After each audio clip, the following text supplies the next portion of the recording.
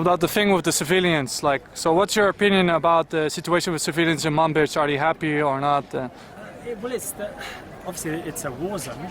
People are afraid for their families. They want to get to safety. They want food. They want shelter. The biggest challenge that the YPG has found and the SDF has found is that ISIS is keeping them in the city centre. They're not allowing civilians to leave.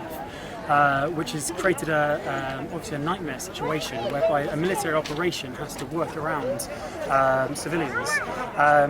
Obviously, there's a lot of YPG in the area, and I was there myself. One of the biggest challenges we found was that people were coming out, they didn't have food. Some of them were injured. They were deliberately targeted by ISIS fighters. I know of one incident where an ISIS fighter went into the middle of a group of refugees and detonated a suicide bomb to punish them, I suppose, for leaving. So the YPG and the units that are there are finding themselves basically looking after thousands of dependents, which has created a logistical nightmare, or a huge difficulty anyway, to conduct a major operation and look after tens of thousands of people.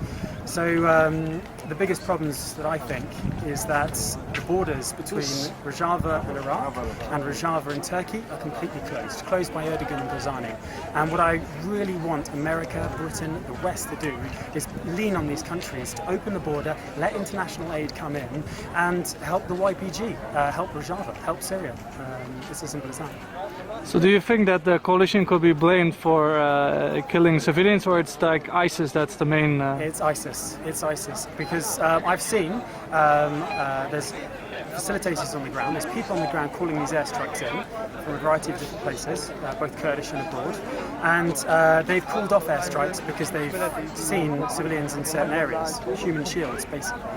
But I think the worst challenges that the coalition airstrikes have found is the fact that Daesh aren't letting the civilians leave, that they are keeping them in the city centre, that Daesh fighters are wearing civilian clothes and holding AKs, and they can discard an AK in a second, put it in a safe house or behind a pile of rocks, and they can blend in with a group of people.